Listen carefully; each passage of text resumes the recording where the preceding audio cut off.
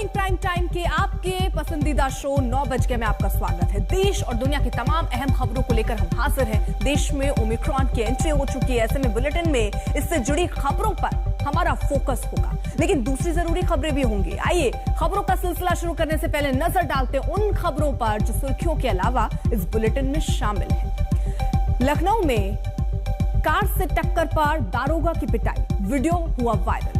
New York में बंदूकधारी ने मचाया हड़कंप, काफी मान मनोबल के बाद किया सरेंडर। घंटों बंद रहा यूएन हेडक्वार्टर। वहीं जर्मन सेना ने दी चांसलर एंजेला मर्केल को भावभीनी विदाई। अगले हफ्ते पदमुक्त हो रही हैं मर्केल। आधे घंटे बाद यानी सुबह 9:30 बजे 100 शहर 100 खबर।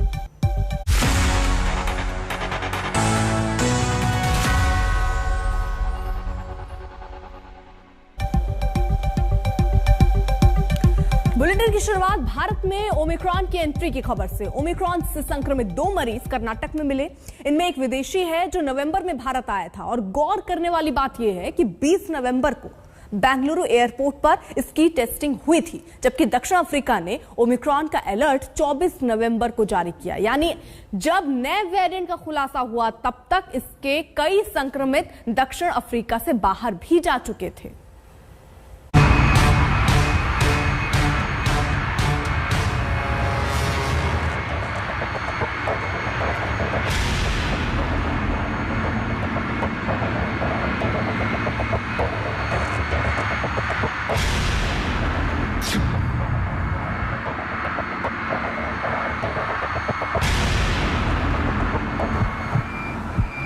डर था वो हो गया, जिसने भी ये खबर सुनी वो एक पल को ठहर गया, क्योंकि डेल्टा से भी 5 गुना ज्यादा खतरनाक कोरोना के नए वेरिएंट की भारत में एंट्री हो चुकी है। और पिछले 24 घंटे के अंदर हमारे देश में 2 ओमिक्रॉन वेरिएंट के केस हमारे इस नेटवर्क के द्वारा डिटेक्ट किए गए कर्नाटक में।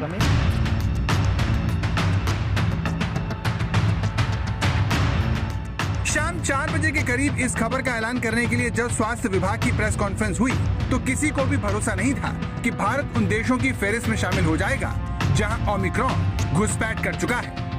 हमारे देश में 2 ओमिक्रॉन वेरिएंट के केस हमारे इस नेटवर्क के द्वारा डिटेक्ट किए गए कर्नाटक में। लेकिन प्रेस कॉन्फ्रेंस शुरू होने के 27 मिनट बाद स्वास्थ्य विभाग के ज्वाइंट सेक्रेटरी लव अग्रवाल ने देश को बताया कि भारत में ओमिक्रॉन के 2 केस मिले हैं। हम लोग वेरिएंट डिटेक्ट कर रहे हैं। यहाँ हम आपसे ये बताना चाहेंगे कि पिछले कुछ माह से, अप्रैल से देश में जो डोमिनेंट म्यूटेशन हमने देखी है वह डेल्टा वेरिएंट और AY सबलिनेज जो डेल्टा का वेरिएंट है वही है। और पिछले 24 घंटे के अंदर हमारे देश में 2 ओमिक्रॉन वेरिएंट के केस हमारे इस नेटवर्क के द्वारा डिटेक्ट किए गए कर्नाटक में, जिसकी रिपोर्ट कल रात काफ़ी लेट आई थी, जिसको हम आपके सामने रखना चाहेंगे। और वह जो 2 केस हैं उनके बारे में हम बताना चाहेंगे कि उसमें से एक केस 66 साल के एक मेल है, दूसरा केस 46 साल के एक मेल है। और जैसे कि हमारा प्रोटोकॉल है, ना कि हमारे इंसाकॉग नेटवर्क ने उसको समय पर डिटेक्ट किया, बल्कि as a protocol, as a practice जो हमारी कॉन्टैक्ट ट्रेसिंग की पद्धति भी शुरू हुई है, और जितने उनके प्राइमरी कॉन्टैक्ट हैं और जितने सेकेंडरी कॉन्टैक्ट हैं उन सबको ट्रेस कर लिया गया है और उन सबकी टेस्टिंग करके उनको एज पर प्रोटोकॉल हम कोऑर्डिनेट कर रहे हैं। तो सरकार की तरफ से बताया गया कि कर्नाटक में ओमिक्रॉन के 2 मरीज मिले हैं, जिनकी उम्र 66 और 46 साल है। दुनिया भर में ओमिक्रॉन के मामले सामने आने के बाद से दिल्ली, मुंबई और बेंगलुरु के एयरपोर्ट पर विशेष सतर्कता बरती जा रही थी, जिसमें ये 2 लोग ओमिक्रॉन से संक्रमित पाए गए। लेकिन सवाल यह है कि भारत में कोरोना का सबसे खतरनाक रूप किस रास्ते आया। ओमिक्रॉन से संक्रमित ये दोनों लोग कहाँ के रहने वाले हैं, ये दोनों लोग किस देश से लौटे थे, उनमें किस तरह के लक्षण देखे जा रहे हैं, और क्या इन दोनों लोगों को वैक्सीन लग चुकी थी। प्रेस कॉन्फ्रेंस में जब इस बारे में पूछा गया तो जवाब में बस इतना बताया गया कि ये लोग जिनसे भी मिले उन्हें ढूंढ निकाला गया है और उन पर कड़ी नजर रखी जा रही है। जो 2 केसेस नोट किए गए हैं उनको इससे पहले भी कई बार इस विषय में चर्चा हुई कि हम पर्टिकुलरली केसेस की डिटेल्स पब्लिक डोमेन में नहीं रखते बिकॉज ऑफ प्राइवेसी इश्यूज। लेकिन जो मुख्य इशू हम आप लोगों के सामने बताना चाहेंगे कि हमारे इंसाकॉग के नेटवर्क के द्वारा समय रहते उन केसेस को डिटेक्ट किया गया, और जो हमारा प्रोटोकॉल है उसके तहत उनके सारे जितने भी कॉन्टैक्ट्स हैं उनको आइडेंटिफाई कर लिया गया है और उन सबको मॉनिटरिंग में रखा जा रहा है। तो जो हमारा प्रोटोकॉल है मैनेजमेंट का वह कार्य कर रहा है। सरकार से सीधे जवाब न मिलने पर आज तक ने जब इस बारे में जानकारी जुटाई तो पता चला कि देश में ओमिक्रॉन वेरिएंट के पहले 2 मरीज भले ही एक ही राज्य से मिले हों, लेकिन उनमें से एक की ट्रैवल हिस्ट्री नहीं है। भारत में ओमिक्रॉन का 66 साल का पहला मरीज दुबई के रास्ते दक्षिण अफ्रीका से आया था। बेंगलुरु एयरपोर्ट पर जांच के दौरान वो पॉजिटिव निकला। इसके बाद इस विदेशी ने एक होटल में खुद को सेल्फ आइसोलेट कर लिया। 22 नवंबर को इस विदेशी नागरिक के सैंपल जीनोम सीक्वेंसिंग के लिए भेजे गए। 23 नवंबर को इस विदेशी नागरिक ने एक निजी लैब से अपना टेस्ट करवाया जो नेगेटिव निकला। इसके 4 दिन बाद 66 साल का विदेशी नागरिक रात को 12:12 पर कैब लेकर एयरपोर्ट गया और दुबई वापस चला गया।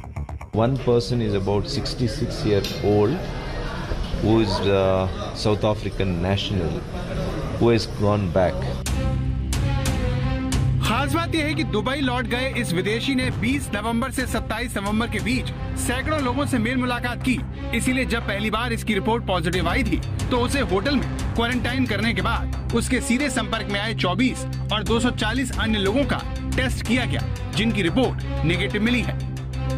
Both the cases which we had sent for genomic sequencing from Karnataka have been proved to be Omicron positive. So one person is about 66-year-old who is South African national who has gone back. But we have tracked and traced his primary and secondary contacts of 24 and 240 people respectively. Luckily, none of them is found positive. पहला Omicron संक्रमित भले ही Dubai वापस जा चुका, लेकिन दूसरा संक्रमित मरीज भारत में ही सख्त निगरानी में है। ओमिक्रॉन वेरिएंट का शिकार दूसरा मरीज 46 साल का एक हेल्थ वर्कर है। चिंता की बात यह है कि इस दूसरे मरीज की कोई ट्रैवल हिस्ट्री नहीं है। 21 नवंबर को ओमिक्रॉन के इस दूसरे संक्रमित को बुखार और शरीर में दर्द की शिकायत हुई। अगले दिन 22 नवंबर को इसने RT-PCR टेस्ट करवाया और पॉजिटिव पाया गया। CT वैल्यू कम होने से इसके सैंपल को जीनोम सीक्वेंसिंग के लिए भेजा गया। 22 से 24 नवंबर तक ये घर में ही आइसोलेट रहा, लेकिन तबीयत बिगड़ने पर 25 तारीख को अस्पताल में भर्ती होना पड़ा और 3 दिन बाद इसे अस्पताल से छुट्टी दे दी गई। ओमिक्रॉन से संक्रमित ये मरीज 13 लोगों के सीधे संपर्क में आया था, जबकि 205 अन्य लोग इसके संपर्क में रहे थे, जिनमें से 6 लोग कोरोना से संक्रमित हो चुके हैं। सरकार के मुताबिक ओमिक्रॉन के इस दूसरे मरीज में मामूली लक्षण मिले। इन सारे केसेस में जो भी ओमिक्रॉन से रिलेटेड हैं, अभी उसमें माइल्ड के करीब सिम्टम्स ही पाए जाते हैं और हमारा फोकस होता है कि उस माइल्ड सिम्टम के लेवल पर ही बेस्ड ऑन आवर प्रोटोकॉल हम उसको इंस्टाकॉग नेटवर्क के द्वारा कैच करके उनको ट्रीटमेंट और उसका फॉलोअप करें। तो अभी जितने भी केसेस इस देश में पाए गए हैं और इवन जितने भी केसेस पूरी दुनिया में रिपोर्ट हुए हैं उसमें अभी सीवियर सिम्टम्स नोट नहीं किए गए हैं और WHO ने कहा है कि उसकी इमर्जिंग एविडेंस को स्टडी किया जा रहा है। Sir would explain further, but मैं आपको बताना चाहूंगा कि जैसे हमारे एयरपोर्ट पर जो नेटवर्क हमने इस्टेब्लिश किया है, तो जो भी एट रिस्क कंट्रीज से फ्लाइट्स आती हैं उनको हम सबसे पहले उनकी थर्मल स्क्रीनिंग होती है, उसके बाद उन सबका RT-PCR टेस्ट किया जाता है। RT-PCR टेस्ट में जो कि पिछले 24 घंटे का जो डिटेल हमने आपके सामने सबमिट की है उसके हिसाब से 10 लोग पॉजिटिव आए हैं। तो जैसे ही कोई केस पॉजिटिव आता है ऑटोमेटिकली उसका होल जीनोम सीक्वेंसिंग के लिए सैंपल लेकर हर एयरपोर्ट को हमने लिंक किया है एक particular whole genome sequencing lab से, जहां पर वो सैंपल भेजा जाता है और उसकी टेस्टिंग रिजल्ट आते ही उसके हिसाब से कार्य किया जाएगा। इस तरह भारत में ओमिक्रॉन की एंट्री हो चुकी है। पहला मरीज विदेशी था जो दुबई वापस जा चुका है, जबकि दूसरा मरीज 46 साल का एक हेल्थ वर्कर है जिसके संपर्क में आने वाले 6 लोगों के कोरोना से संक्रमित होने की पुष्टि हो चुकी है। इसमें इस हेल्थ वर्कर का इलाज करने वाला डॉक्टर भी शामिल है। ओमिक्रॉन डेल्टा से भी ज्यादा लोगों को संक्रमित करता है। ये दोनों ही मामले तकरीबन 10 दिन पुराने हैं। राहत की बात यह है कि ओमिक्रॉन की चपेट में आए इन सभी लोगों को कोरोना की वैक्सीन की दोनों डोज लग चुकी थी और उनकी हालत सामान्य है। आज तक ब्यूरो।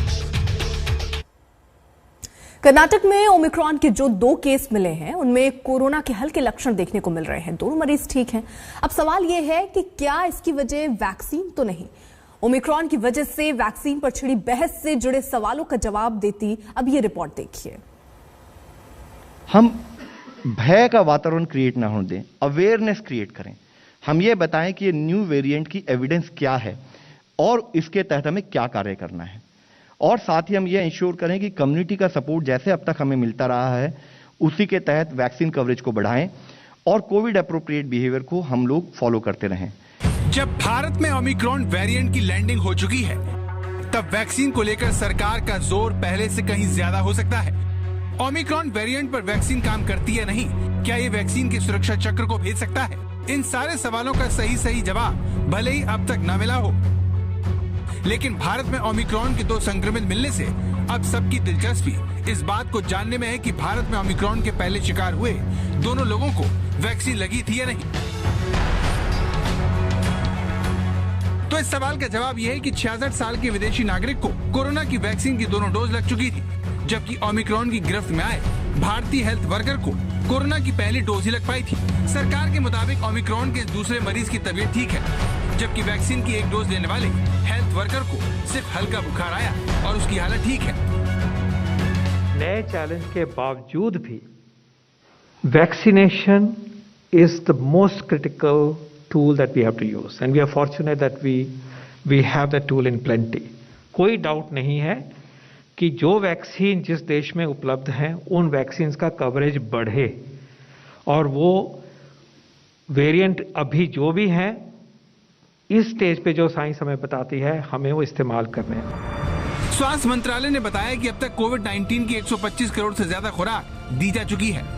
भारत में 18 साल से ऊपर के 84.3% लोगों को कोरोना वैक्सीन की पहली डोज दी जा चुकी है, जबकि 49% वयस्क आबादी को दोनों डोज लग चुकी है। इस तरह देश की करीब 15% आबादी को वैक्सीन की पहली डोज तक नहीं लगी है, जबकि 41 लोगों को वैक्सीन की दूसरी डोज का इंतजार है। नवंबर में इसी समस्या का समाधान करने के लिए सरकार ने हर घर दस्तक अभियान छेड़ा। पिछले 1 माह में देश में फर्स्ट डोज का कवरेज करीब 5.9% के करीब बढ़ा है, जिसमें कि जैसे अगर हम इंडिया में देखें जहां वह 78.1% था, वह 5.9% हमने उसको ओवरऑल देश में बढ़ते देखा। इसी तरह उत्तर प्रदेश में फर्स्ट डोज कवरेज का इंक्रीज 8.7% नोट किया गया, वेस्ट बंगाल में 7.7, छत्तीसगढ़ में 7.7% नोट किया गया, तेलंगाना में 7.5% growth in the first dose coverage note की गई है, महाराष्ट्र में 6.8 और तमिलनाडु में 6.8% फर्स्ट डोज कवरेज में वृद्धि नोट की गई है। साथ ही इस कार्यक्रम के चलते हमने ओवरऑल देश में 11.7% सेकेंड डोज कवरेज में भी इंक्रीज नोट किया है। यूरोप हो या फिर दक्षिण अफ्रीका, वहां पर हालात बिगड़ने के 2 ही मुख्य कारण हैं।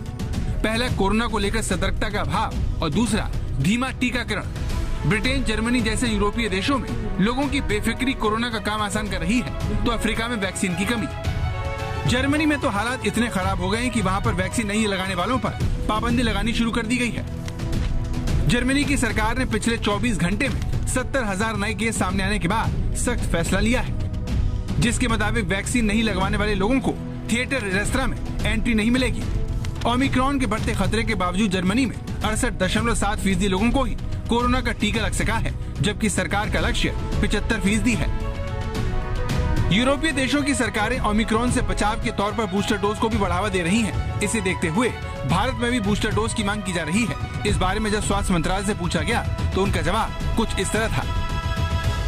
इतना बड़ा डिसीजन कि हम पीडियाट्रिक वैक्सीनेशन, इसकी वजह से हमारी स्ट्रैटेजी किस तरफ जाती है, बूस्टर डोज के लिए इसके इम्पेरेटिव्स क्या हैं, ये सारा अध्ययन, जब मैंने कहा कि हम जो वैज्ञानिक पहलू हैं इसके, उसको बहुत ध्यान से स्टडी कर रहे हैं, इसके ऊपर पूरी नज़र है। It's an ongoing work, it doesn't happen on a predefined days, or it's an ongoing discussion within our technical and scientific circles and system and committees and the reporting system that we have. All that is being carefully examined, और जैसे जैसे ही जो situation जैसी emerge होगी, जो scientific तथ्य सामने आएंगे, उनके बेस पे डिसीजंस आगे लिए जाएंगे। भारत में इस साल 16 जनवरी को वैक्सीनेशन प्रोग्राम शुरू हुआ था। ऐसे में फ्रंटलाइन वॉरियर और बुजुर्गों के एक बड़े तबके को कोरोना की दूसरी डोज लिए 6 से 9 महीने हो चुके हैं। ओमिक्रॉन के खतरे को देखते हुए एक्सपर्ट इन लोगों को बूस्टर डोज देने की सलाह दे रहे हैं। Serum institute of India corona टीके की बूस्टर डोज लगाए जाने के लिए मंजूरी भी मांग चुका है। ऐसे में उम्मीद की जा रही है कि जल्दी इस मामले पर भी सरकार फैसला ले सकती है, लेकिन तब तक ओमिक्रॉन के खतरे से निपटने के लिए मास्क और कोरोना को लेकर सतर्कता ही देश को कोरोना के इस नए खतरे से बचा सकती है। हमारे एफर्ट्स 5 फोल्ड हैं। रिड्यूस एक्सपोजर, यानी कि हम सबसे पहले ट्रैवलर्स या सर्विलेंस के द्वारा अपने एक्सपोजर को कम करें। सप्रेस ट्रांसमिशन, यानी कि हम इन्फेक्शन को फैलने ना दें। साथ ही हम अपने वल्नरेबल कम्युनिटी के लोगों को कंटिन्यूस बेसिस पर ध्यान रखें और क्लिनिकल मैनेजमेंट प्रोटोकॉल और हेल्थ इंफ्रास्ट्रक्चर पर फोकस बनाते हुए मॉर्टेलिटी को रिड्यूस करें। और सबसे इंपॉर्टेंट है कि हम कम्युनिटी के साथ कंटिन्यूस बेसिस पर एंगेज रहें और इंश्योर करें कि हम कम्युनिटी के सपोर्ट से आगे कार्य करते रहें। आज तक ब्यूरो। कर्नाटक में ओमिक्रॉन के 2 मरीज मिलने की पुष्टि हो गई, लेकिन देश के दूसरे शहरों में विदेश से आए लोगों के कोविड पॉजिटिव मिलने पर चिंता की लहर दौड़ चुकी है। जामनगर, मुंबई और दिल्ली में ऐसे कोविड पॉजिटिव मिले हैं जो विदेश से आए थे। इनकी जीनोम सीक्वेंसिंग रिपोर्ट का अब इंतजार किया जा रहा है।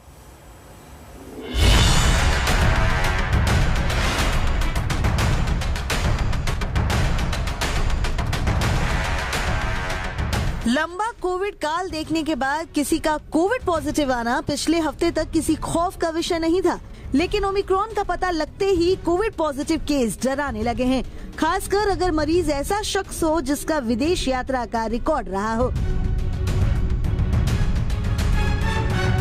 गुजरात के जामनगर में ऐसा ही मामला सामने आया है। जिम्बाब्वे से पिछले दिनों लौटा 72 साल का एक शख्स कोविड पॉजिटिव पाया गया है। जिम्बाब्वे ओमिक्रॉन प्रभावित एट रिस्क देशों की सूची में शामिल है।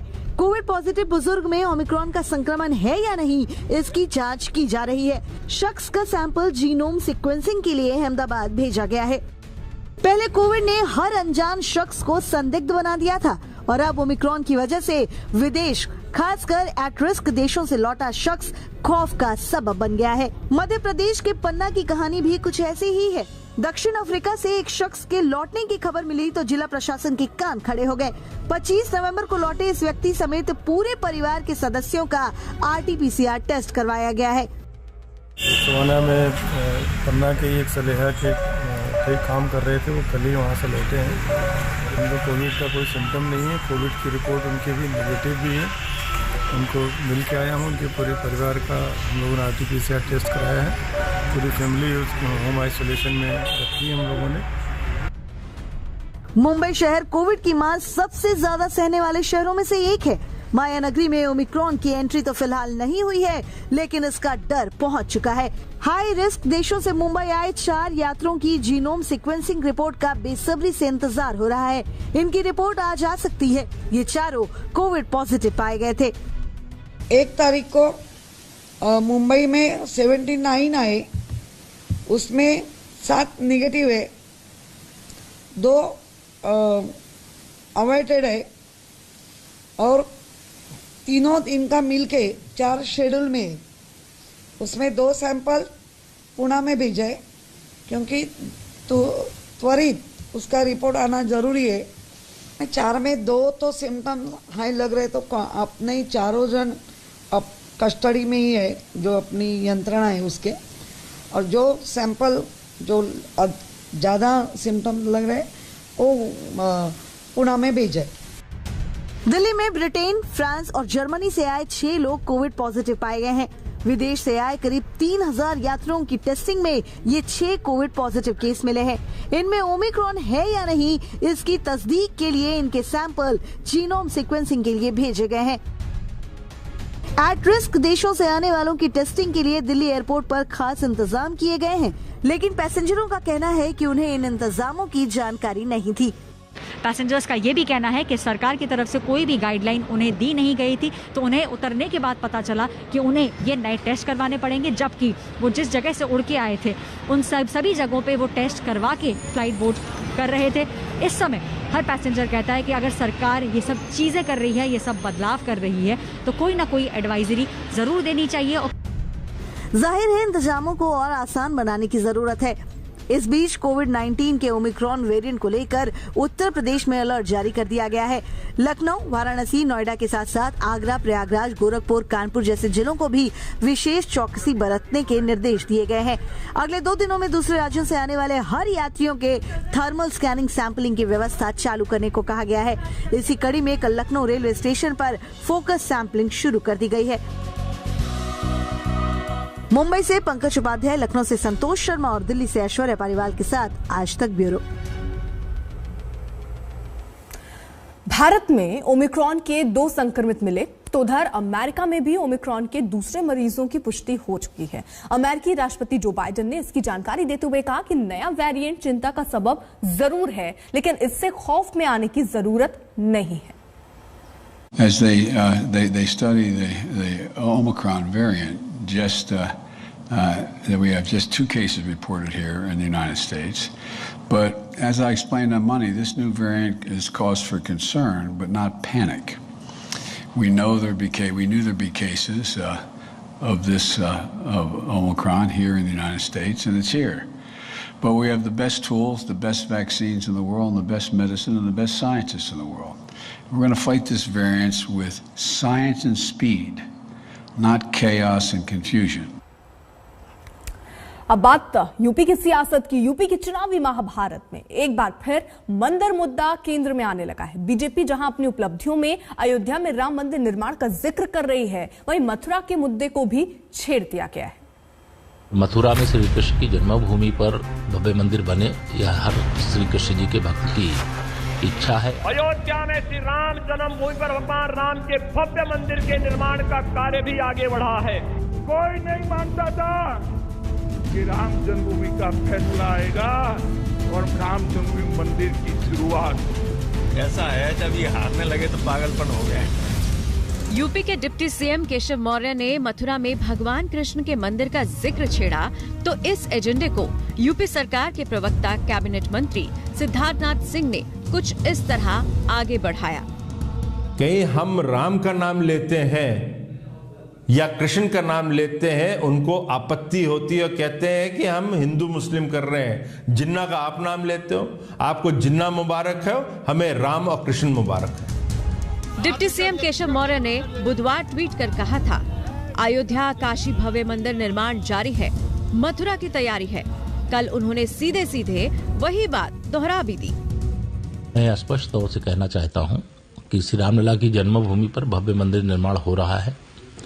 बाबा विश्वनाथ मंदिर का भव्य कॉरिडोर बन रहा है काशी में, और मथुरा में श्री कृष्ण की जन्मभूमि पर भव्य मंदिर बने, यह हर श्री कृष्ण जी के भक्त की इच्छा है, आकांक्षा है। मैं भी उस भाव को ही प्रकट किया हूं। मंदिर वाला दांव बीजेपी का आजमाया हुआ दांव है।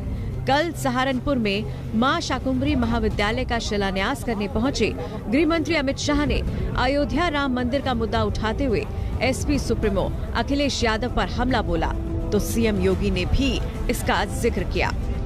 कोई नहीं मानता था कि राम जन्मभूमि का फैसला आएगा और राम जन्मभूमि मंदिर की शुरुआत हुई। मित्रों, यही अखिलेश जी, मुझे ठीक याद है 2014 में मुख्यमंत्री थे, ताने लगाते थे, मैं प्रभारी था, ताना लगाया था वही मंदिर बनाएंगे मगर तिथि नहीं बताएंगे।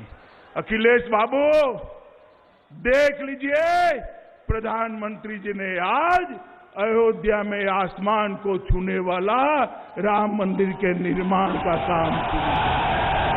अयोध्या में श्री राम जन्मभूमि का समाप्त हुआ और प्रधानमंत्री मोदी जी के परिवारों से अयोध्या में श्री राम जन्मभूमि पर भगवान राम के भव्य मंदिर के निर्माण का कार्य भी आगे बढ़ा है।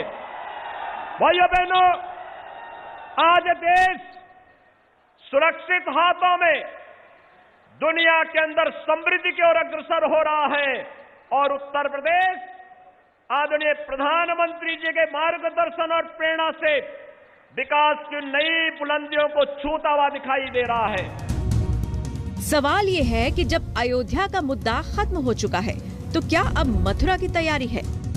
लेकिन मैं श्री अखिलेश यादव जी और उन विपक्षी नेताओं से पूछना चाहता हूं बताएं, क्या श्री कृष्ण जन्मभूमि पर और भगवान श्री कृष्ण का भव्य मंदिर बनने का विरोध करते हैं कि समर्थन करते हैं? ऐसा है, जब ये हारने लगे तो पागलपन हो गया। बयानों से साफ है, बीजेपी के चुनावी प्लान में मंदिर धीरे धीरे केंद्र में आता जा रहा है। प्रयागराज से पंकज श्रीवास्तव और सहारनपुर से मोहित शर्मा के साथ आज तक ब्यूरो। अब लखनऊ की एक खबर। लखनऊ में कल एक दारोगा रोड रेज के शिकार हो गए। कार की टक्कर पर लोगों ने दारोगा को थप्पड़ मार दिया। बताया जा रहा है कि पीलीभीत में तैनात दारोगा विनोद कुमार सरकारी काम से लखनऊ आए थे। देर रात में लखनऊ के निराला नगर क्षेत्र बाइक सवार को बचाने के चक्कर में उनकी कार वहीं से गुजर रही बारात की एक कार से टकरा गई। इस पर बारात के लोगों ने दारोगा को पकड़ लिया और थप्पड़ मार दिया। पुलिस ने आरोपी युवक को गिरफ्तार कर लिया।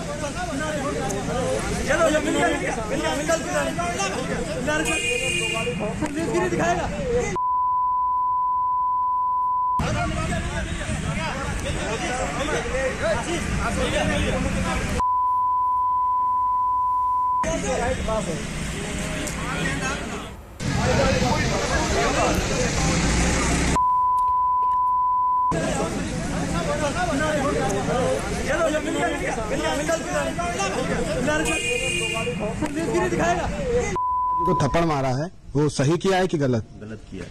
तो आपको एक वर्दी धारक को मारना चाहिए था? नहीं मारना चाहिए, बिना आपने पुलिस विभाग के जो है बदनामी करी है, ये आपको करना चाहिए था? आप अपनी गलती मानते हैं?